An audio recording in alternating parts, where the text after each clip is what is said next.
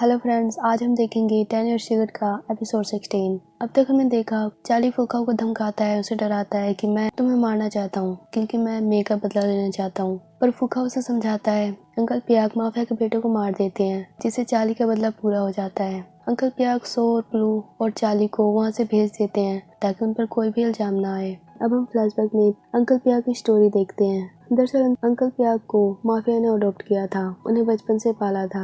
Uncle पियाक बचपन से ही mafia के लिए काम करते थे, उनके लिए ही जीते थे। पर अंकल पियाक एक फैमिली बनाना चाहते थे, एक अच्छी लाइफ जीना चाहते थे जहां वो खुश रहे, उनकी एक फैमिली हो। उनकी भी एक गर्लफ्रेंड बन चुकी थी, वो उनके साथ वेडिंग करने ही वाले थे। वो ये बात माफिया को बताते हैं कि मैं जल्दी वेडिंग करने वाला हूँ, उसके बाद मैं ये इलीगल चीजें क्विट कर दूंगा और एक नॉर्मल लाइफ जीना चाहूंगा।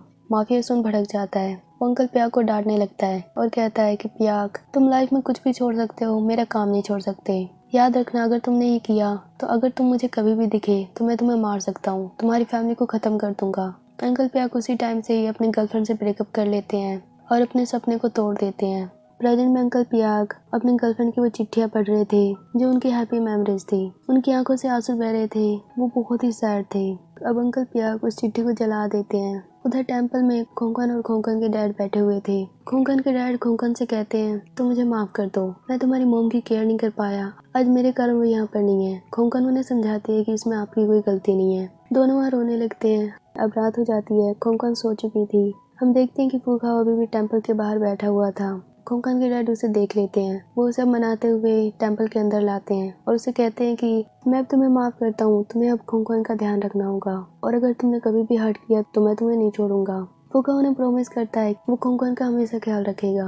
अब वो खोंकन के साथ सो जाता है। उधर थिएटर में अंकल पियाक माफिया का वेट कर रहे थे। अब माफिया वहाँ आ चुका था। वो अपने बेटे की मौत से बिल्कुल शौक था।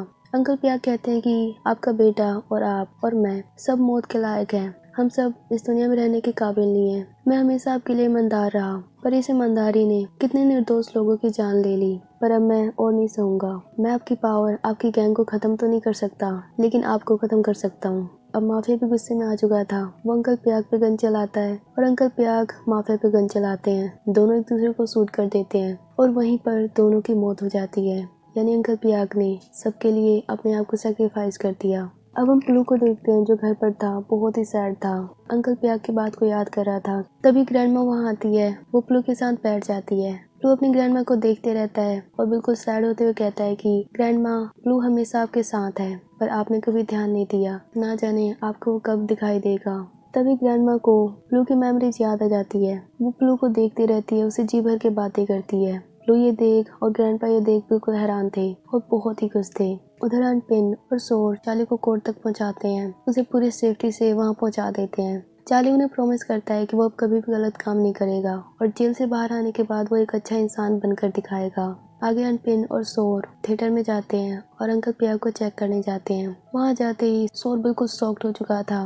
वो अंकल पियाक की मौत से बिल्कुल इमोशनल हो चुका था क्योंकि अंकल पियाक उसके लिए डैड की तरह थे। उन्होंने सोर को बचपन से ही पाला था। वो वहाँ बहुत रोता है। आंट पिन उसे कहती है हमें जल्द से जल्द यहाँ से जाना होगा क्योंकि पुलिस की टीम यहाँ आती होगी और अगर उन्होंने हमें यहाँ देखा तो हम भी यहाँ फंस सकते हैं। अब हम फ्लैशबैक में देखते हैं कि जब अंकल पियाक मे का वो बैग चेक कर रहे थे तब आंट पिन भी उनसे मिलने आई थी और वो उनसे कुछ बातें कर रहे थे। वहाँ अंकल पियाक आंट पिन से कहते हैं कि तुम्हें अब इस बैग को ध्यान से रखना होगा और जब लुक आज़ाद हो जाएगी तुम्हें इस बैग को उसे देना होगा। आंट पिन मना करने लगती है पर अंकल पियाक उनसे बार बार रिक्वेस्ट करते हैं। आंट पिन फिर मान जाती है।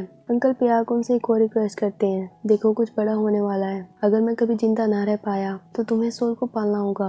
जब तक कि उसे लाइफ में क्या करना है वो डिसाइड ना कर ले, तुम्हें उसके साथ रहना होगा, उसकी केयर करनी होगी। आंट पिन ये सुन थोड़ी शॉक थी, थोड़ी कंफ्यूज थी कि अंकल पियाक ये क्यों कह रहे हैं, पर अब वो ये बात समझ चुकी थी कि अंकल पियाक ने ये बात क्यों कही थी। प्रेजेंट में ये बातें आंट पिन याद कर रही थी। वो अब सोर को लेकर वहाँ से जाने लगती है और वो भी अंकल पियाक की मौत से बहुत सैड थी।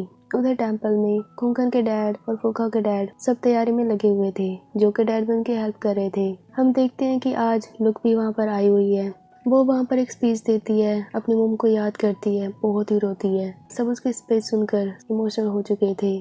अब हम आंट पिन को देखते हैं जो फुकाओ की मॉम से मिलने जाती है। फुकाओ की मॉम वो किताब उन्हें वापस करने लगती है जो एक बार लुक ने खोंकन से मांगा था।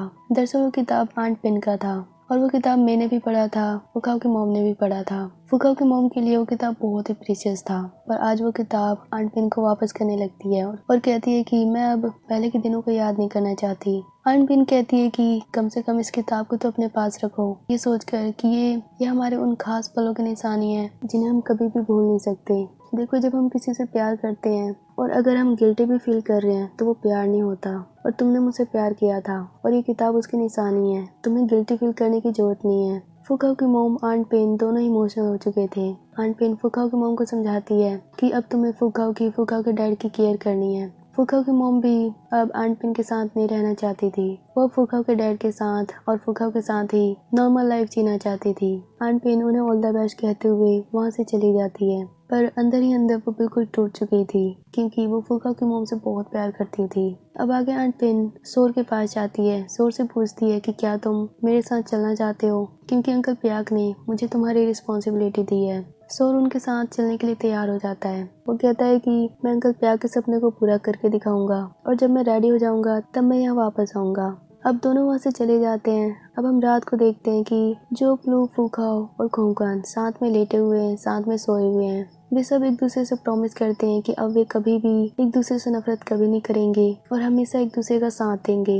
अब हम देखते हैं कुछ महीने बीत चुके हैं। फुकाओ पढ़ाई में बहुत ही स्मार्ट था। जो उसे कहती है कि तुम तो एक अच्छी यूनिवर्सिटी में पढ़ सकते हो, पर फुकाओ जो था वो खोंगकान के साथ ही और जो और प्लू के साथ ही पढ़ना चाहता था। वो कहता है कि नहीं, उन्हीं यूनिवर्सिटी में एडमिशन नहीं लूंगा, मैं खोंगकान के साथ और तुम्हारे साथ ही पढ़ूंगा। वहाँ जो के साथ निंग भी बैठी हुई थी। जो और निंग आपस में आर्ग्यूमेंट करने लगते हैं, मतलब प्यार वाली फाइटिंग ही कर रहे थे क्योंकि अब वे अच्छे दोस्त बन चुके थे।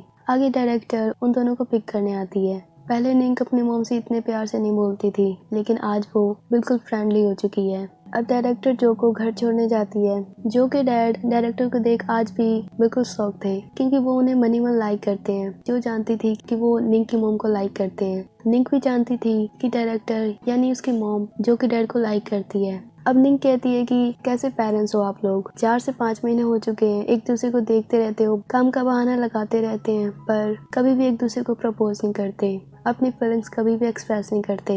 जो कहती है डैड आप सीधा क्यों नहीं कह देते हो कि आप निंग की मॉम को लाइक करते हो। निंग भी कहती है कि मॉम आप भी क्यों नहीं बोलते हो कि आप उन्हें लाइक करते हो। दोनों के पेरेंट्स बहुत ही शाई फील कर रहे थे। दोनों के फोर्स करने पर, जिद करने पर एक दूसरे को प्रपोज कर देते हैं। जो के डैड कहते हैं कि क्या आप मेरी गर्लफ्रेंड बनोगी। निंग की मॉम हाँ कहती है। अब जो के डैड उन्हें डेट करने के लिए पूछते हैं और शाम को इनवाइट करते हैं मूवी देखने को, क्योंकि आज फुकाओ के डैड सबको मूवी दिखाने वाले थे। अब सब बहुत ही खुश थे। अब हम देखते हैं कि खोंगकान और खोंगकान के डैड लुक से मिलने गए हैं। आज लुक की सजा पूरी हो चुकी थी। लुक उन सबसे मिल बहुत ही खुश थे। उसे देख सब वहाँ रोने लगे थे। आगे खोंगकान फुकाओ से मिलने जाती है। उसे थैंक्स करते हुए कहती है कि आज तुम्हारे कारण चार्ली ने सरेंडर कर दिया और उसी के कारण लुक की सजा भी कम हुई। फुकाओ कहता है मैंने कुछ भी नहीं किया, मैंने बस चार्ली को थोड़ी सी हिम्मत दी। अब दोनों साथ में टाइम स्पेंड करते हैं। खोंगकान अपनी मॉम को बहुत ही मिस कर रही थी। अब शाम हो चुकी थी। फुकाओ के डैड ने सबको मूवी दिखाने का प्लान बनाया था।